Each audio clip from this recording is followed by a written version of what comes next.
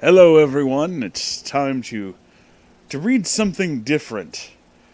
See, for the longest time on this channel, there have been two things that I do more than anything. Sometimes I play video games, but yeah, it's kind of here and there. It's not really a big thing.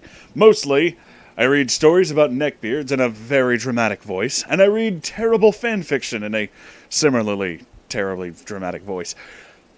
But today it has finally happened. The two have become one! That's right. We are reading neckbeard fanfiction. Not fanfiction written by neckbeards. Oh no. No, dear listener. This is fanfiction about neckbeards! This is The Neckbeardians by Lee Harvey Oswald? Really? Okay. Alright. Author's note. The story uses many stereotypes, which have been put in an extreme for satire and comedic effect, and do not represent my actual views on those types of people.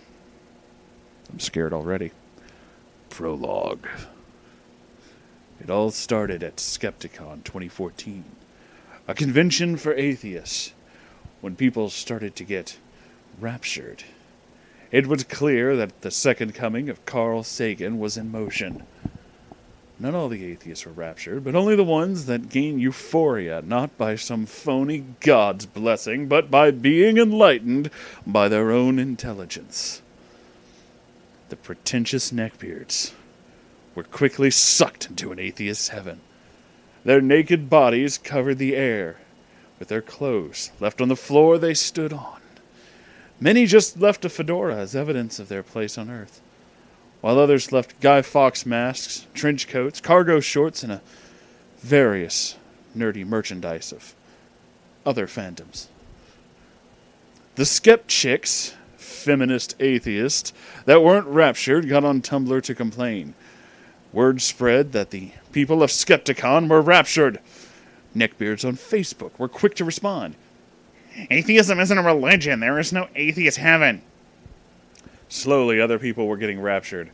People like Comic-Con were disappearing, as well as Anthrocon and BronyCon. Then came the people on the streets. It was all over the news. Christian Republicans claimed it was indeed the Christian Apocalypse. But the liberals knew the truth.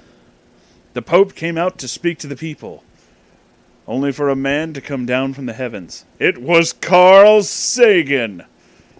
He carried a buster sword with a cast of MLP on it that he got from BronyCon for $100. Whether or not it was worth the loss of time, money, and social acceptance was debatable. How dare you, stupid Fundy! His liberal rage brought up his limit break. He then performed the Omni-Slash on the Pope, who healed himself until he ran out of magic, even though he mastered his restore materia. The Pope took 9959 damage and disappeared, to give Sagan 18,000 experience. The crowd was freaking out. The news caught everything. What would the Atheist Apocalypse bring? This video is only 3 minutes long. Let's do the next chapter. Chapter 1. The Plane Ride. I woke in my computer chair, as always. The screen went to sleep, and I started it up to browse r/atheism. It had been a week since I browsed Reddit. The messages were talking about the Atheist Apocalypse, and most of the people who used the site had been raptured. I looked on news sites, and sure enough, the world was in chaos. I started a video chat with my only friend, Patrick. He held 2 Mountain Dew bottles. What's wrong? I can't figure out which one is the Mountain Dew bottle and which one's the piss bottle. They look exactly the same. He opened one and smelled it. Okay, this one isn't piss. Then he drank the whole thing, chugging it in a few seconds before putting it under the table, as a pissing sound could be heard. You know you're good friends when you can watch someone piss and not feel uncomfortable. No homo. What do you want, Anon? Have you seen the news? Apparently, it had been 7 days since the Atheist Apocalypse began. Have you left the basement at all this week? No, you? No. However, I think we still have a chance. We have to make a pilgrimage to Sweden, one of the most atheist and liberal countries out there, to meet Carl Sagan, Neil Roll the Grass Tyson, and other atheists. Maybe then we can get raptured. Shit. Can't we just stay in our basements until the whole thing blows over? I think we have to wait 7 years or something. You are running out of Mountain Dew. We can't survive without resources. Look, I'll do some hacking and get us some plane tickets. You get packed and ready to leave. Can I bring my pillow, waifu? Of course! I'm bringing my waifus as well. Just keep them in a suitcase. The plane will leave at 6 p.m. See you at the airport. The video chat ends as I use my elite hacksaw skills to get some plane tickets. After leveling up and hacking, and Victory Fanfare starts playing. I attempted to get out of my chair. Doritos, Mountain Dew, pony merchandise, and some clothing were packed in a suitcase. I took out my cosplay bow and filled a quiver with meme arrows. It took me a minute to say that one. Walking outside gave a blinding light, one that made me feel like I left the vault. I put on sunglasses, completing my J.C. Denton / Neo cosplay, plus fedora. I got in the old pickup truck and made sure my Reddit and MLP bumper stickers were visible before driving. It had been a month and a half since I remember driving, but some racing games I've played since then helped me remember. After running over people, public property, and other cars, I realized that I didn't have any nitrous, so I couldn't reach a high enough speed to hit the ramp and fly over the traffic below. I jumped out as the truck crashed into the traffic below, exploding and lighting people on fire. I guess I should take the bus. I sat down with an attractive milady who was too busy on her phone. I saw her looking at the Facebook status of her boyfriend, who wore tattoos, swag, merchandise, and looked very athletic. She was even listening to Britney Spears. I tip my fedora and start to speak. Hello, milady. I cannot believe that a lady as beautiful, intelligent, and charming as you would enjoy listening, if one can even call it that, to talentless, computerized sounds created by large corporations for the sole purpose of profit. I can assure you that I am a nice guy and will treat you right. Your douchebag boyfriend has swag, but he will never have class. Swag is for boys. Class is for men. Mind is clearly more important than body. So you should have a sophisticated, gentle sir like me. She looks surprised and speechless, probably because she's never met a genius like me. The next bus stop had a man enter. He looked just like the man in the girl's Facebook. Excuse me, can I sit here? I looked at the man with shame. Sorry, but she's my girlfriend now. I helped her realize that she doesn't need a douchebag wife-beater like you, and that she should settle for a nice guy like me. Oh, this is my stop. Don't forget to message me, Jennifer. After I was tossed out of the bus with a broken bow, broken sunglasses, and last night's spaghetti falling out of my pockets, I was planning to eat it on the plane, I realized I wouldn't gain any experience points for this. All that EXP grinding with the lady on the bus was for nothing. I was friend-zoned. I taped my bow together with duct tape. It was mostly duct tape anyway. And put on a Guy Fawkes mask before walking into the airport, knowing their Orwellian surveillance technology might discover that I was a elite hacksaw. I walked to the security line. When it was my turn, the security guard looked at my outfit. You've been randomly selected for additional screening. Please come over here and identify yourself. It's because I'm an atheist, isn't it?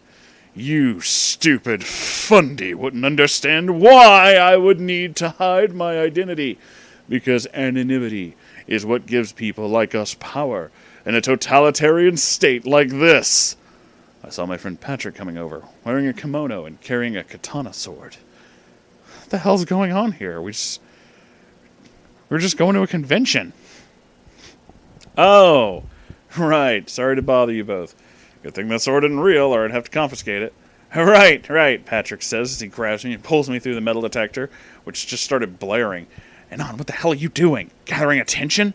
We have to be sneaky like ninjas, damn it. Then why did you go through the metal detector? Guards started moving towards us as we ran to gate C4. I pulled out a meme arrow and used my bow to shoot it at the nearing guard, who fell over with green blood spilling out. We threw our tickets at the people working there and jumped onto the plane, the door closing as we took our seats. Patrick and I talked about our neckbeard friends.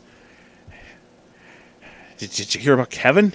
He had a domestic violence charge after his claims of waifu abuse. Now his Kanata waifu wants a divorce. But he seems so happy with her. After a few hours, the plane started to fly over England, but they still had a while until they reached Sweden. Suddenly, an Asian man stood up and pulled off his shirt, revealing explosives. Allah Akbar! I'm gonna 9/11 this shit. Oh my god!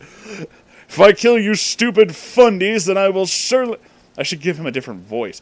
I will surely be raptured into atheist heaven! Patrick tries to calm him down. I know suicide rates are high in Japan, but why would a proud Japanese man of honor like yourself commit seppuku knowing how awesome it is in Japan? I'm Taiwanese!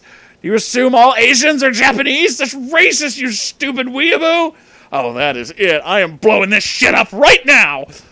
Not so fast! A man jumped out of a priest outfit, dual-wielding 50,000 caliber handguns, called Danger 1 and Danger 2. Under the priest outfit was a little boy. Sorry, Jamie, for what you had to see. I was undercover. I did what I had to do to fit in. Who the hell are you? Danger Dangerson. The people of Hollywood are running out of badass names for the protagonists of their action movies, and I didn't want to go with Jack Reacher. I'm an army cop. The dumbest name the screenwriters could have come up with. And fuck it, I already forgot my one-liners. I'm just going to kill you and get this over with.